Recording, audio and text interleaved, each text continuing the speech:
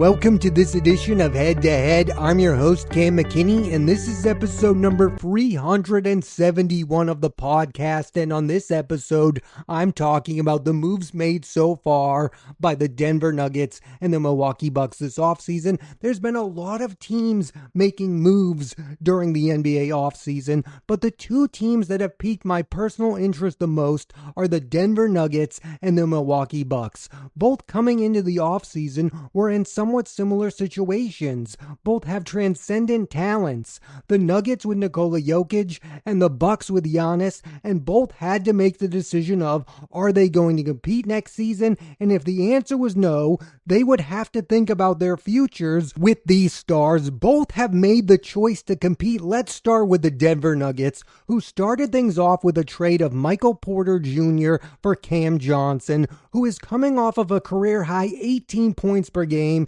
and they also bring back a hero off their championship-winning team in Bruce Brown. The Nuggets are looking to become a deeper roster so they can at least compete with other teams when Nikola Jokic is off the floor. That's why maybe their third move is the most important, trading for Jonas Valanciunas, a guy who is still good enough to be a starting center in the NBA. There's some talk he may end up playing in Greece, but if he does end up leaving, the Nuggets get some money to use on a different player, although it does sound like the Nuggets are trying to get Jonas to stay in the NBA. I think some of the thinking here has to be that Cam Johnson is getting better and better as an NBA player, and maybe we've already seen the best Michael Porter Jr.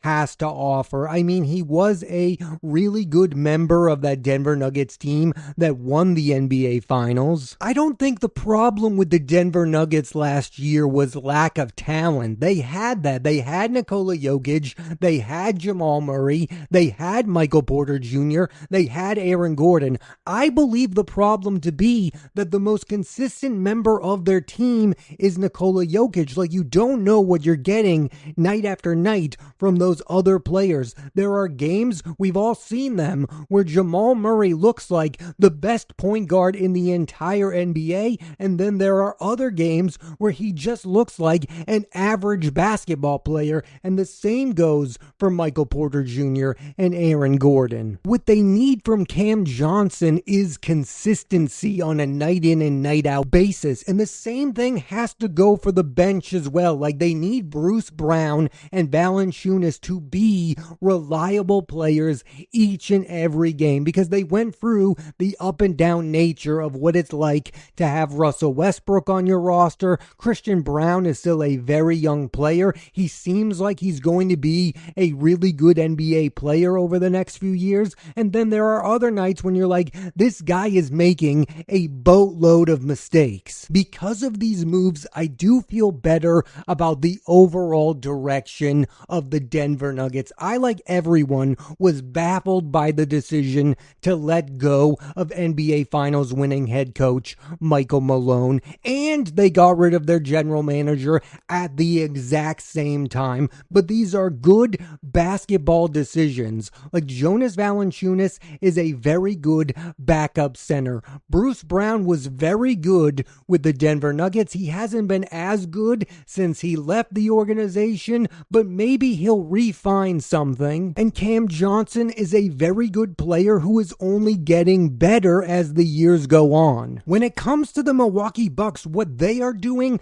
doesn't make as much sense to me. They bring back Bobby Portis, who is one of the best bench players in the league, though he was suspended 25 games last year for PED use. In a somewhat shocking turn, they then released star point guard Dame Lillard. They will be paying him for the next 5 seasons, and they are bringing in a big man in Miles Turner, who was a mainstay for the Indiana Pacers. Still, as of this moment, nobody really knows what Giannis thinks of all of these moves the Bucks have made. Like, is this really an attempt to do everything to make Giannis feel good about this team, or are they just trying to put together what they believe to be the best team possible on the court. What I see in the Bucks is a team that looks at things and goes, the East is very wide open next year. We don't know what we're going to get from the Boston Celtics. Yes, you have the New York Knicks,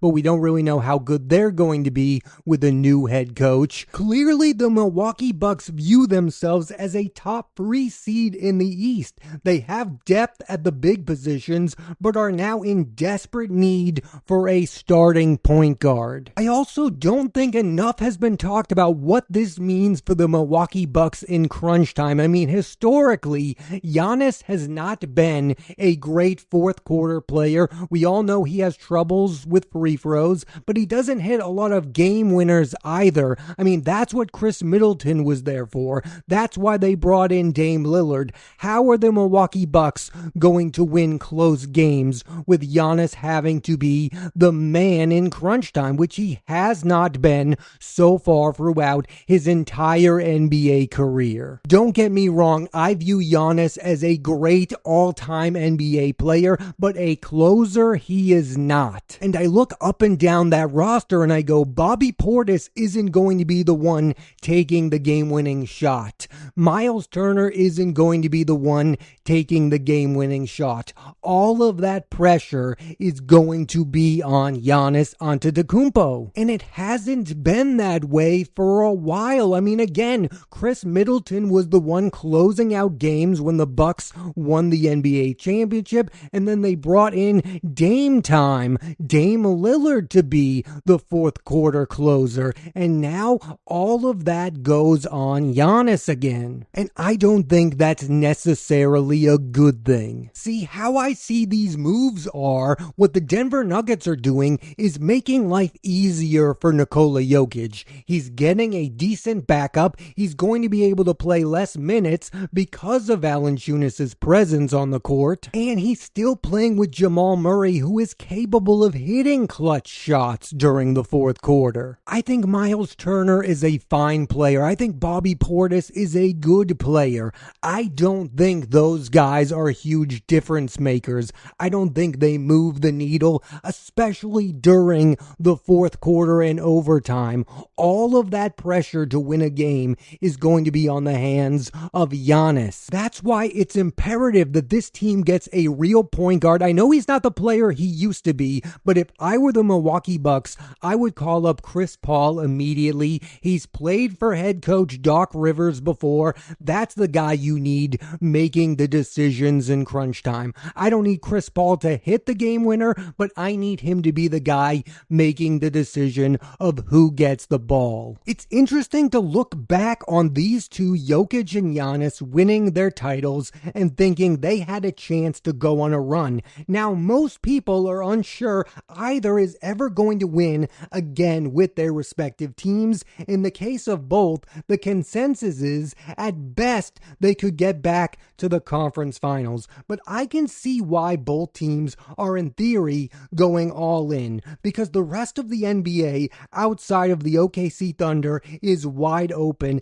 and because you have a superstar, you are always going to be in it because you have Nikola Jokic and Giannis respectively. So when talking about these moves, you can talk about what it means for this upcoming NBA offseason, but you can also talk about what it means for the future of these two stars with these two teams. Like, is Nikola Jokic going to end his career as a member of the Denver Nuggets? Here's where I'm at. I do believe there's a chance that Jokic does play for the Denver Nuggets his entire career. Like, I just think this is an organization that makes the right moves. He's the right kind of guy for that team. I think he's the type of guy who doesn't care for a bigger market. I think he likes playing in Denver. I don't get the sense that he's the type of star who wants to team up with another star player in an attempt to win another title. And because I now believe the Denver Nuggets are headed in the right direction, I think their future with Nikola Jokic is promising.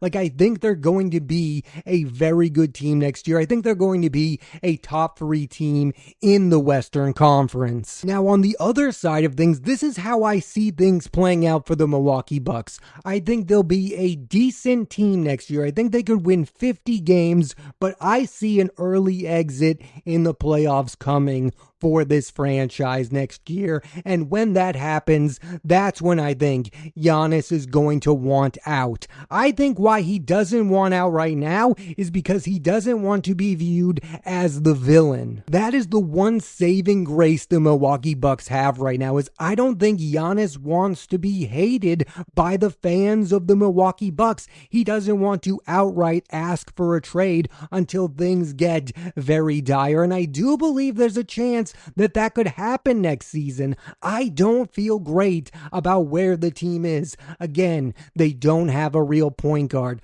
I like Bobby Portis and Miles Turner, but I don't love them as basketball players, and I think $107 million for Miles Turner is an overpay. Yeah, I didn't really get all the hatred that the Pacers are getting for not paying Miles Turner. They paid Tyrese Halliburton. They have Pascal Siakam, Andrew Nembhard. Those are the most important members of the Pacers moving forward. Miles Turner was not that. He did not have a very good NBA Finals. I get it. He's a good NBA player. He can be really good from free at times, but he can also be a tad inconsistent. I think this is a big overcorrection from the Milwaukee Bucks. They tried to pair Giannis with another superstar player in Dame Lillard, and for whatever reason, things never clicked between the two. So now they're going back to, here's Giannis, and then there's a bunch of role players playing with him. The problem is the role players aren't as good as the ones you used to have. They're not Drew Holiday. They're not Brook Lopez. And they're certainly not Chris Middleton. I mean, the cast of characters around Giannis right now are not great basketball players. And listen, I hate to be this guy, but I have to say it. This is the type of team you get when the coach is Doc Rivers. The team is going to win anywhere between 45 and 55 games and then ultimately lose early on in the playoffs. That is just the head coach he's been for the past decade or so. I think if you're a fan of the Denver Nuggets, you should feel good about where you are right now. You have Jokic, you have Jamal Murray, you're adding new talent. Things feel like they could be different from last year. You were a team that still made it to the second round, and now you have the potential to possibly make it to the conference finals. For the Milwaukee Bucks, it just feels like nothing really has changed. Yes, Dame Lillard was going to be injured for a lot of next season anyways, and I get why the team let him go, but bringing in Miles Turner isn't the move that's going to change my perception of the team, which is the Milwaukee Bucks are still a good basketball team, just nowhere near a great one. I heard Bill Simmons on his podcast call the move for Turner desperate on the side of the Bucks, and I understand that, but I feel like both teams in a sense are being a little desperate because they are afraid of life after Giannis and after Nikola Jokic. One of the ways I believe that the NBA is different nowadays is that the players are judging the teams just as much as the teams are judging the players. And what I mean by that is Giannis is looking at the Milwaukee Bucks as an organization and going, what are you doing to help me win a second NBA title? And the same goes for Nikola Jokic. And if they're not doing enough, the player is going to say something about it and force the team's hand. The modern NBA has changed the definition of what true contention really looks like. It's no longer enough to be a team that wins that 50 to 55 games and then bounces early on in the playoffs. If you continue to bounce early on in the playoffs, your star player is going to come out against you and say, either you change things or you trade me immediately. And that's why everyone is looking at the Giannis situation and going, at some point, he's going to want to get out of there because the team is not going deep in the playoffs. The Milwaukee Bucks have been eliminated in the first round each of the last 3 postseasons. That's why I get the sense that everyone is on the side of Giannis here. Like, the Milwaukee Bucks have done a lot of good things to make themselves a good basketball team during the Giannis era. Again, they surrounded him with really good talent in Drew Holiday, in Brook Lopez, in Chris Middleton. And I fully understand why they went all in on Dame Lillard to make Giannis happy, but that hasn't worked out, and now you need to get things back on track, and I don't feel good about that right now. The absolute worst case scenario for the Milwaukee Bucks is this: in 3 years' time, Giannis is on a new basketball team, and you're still paying the Dame Lillard contract. That is the dangerous game the Milwaukee Bucks are playing. Why would you go all in on Miles Turner if you don't know what the future holds for you and Giannis? I think a fair critique of the Milwaukee Bucks right now is this is an organization that is only looking at the here and now. It's thinking about what can we do right now to be the best basketball team we can be, but I don't think they're really looking into the long term, because the long term tells you most likely Giannis is not going to be on this basketball team in 2 years. Having said all that, I fully understand why this is not the right offseason to trade Giannis to a team like the Miami Heat. I mean, the East really is wide open. There are really bad teams in the Eastern Conference. The Philadelphia 76ers are still a complete mess. So one of my thoughts is, at some point during the regular season, we're all going to get ourselves to believe that the Milwaukee Bucks are one of the better teams in the NBA, but then ultimately fall off during the playoffs. I mean, that's the MO of this team lately. There are times during the regular season where you go, yes, they're going to find themselves. They have Giannis, an MVP candidate. They're going to play their best basketball during the playoffs, and that has not happened in each of the last 3 seasons. So why exactly should I believe that anything is about to change because you brought in Miles Turner?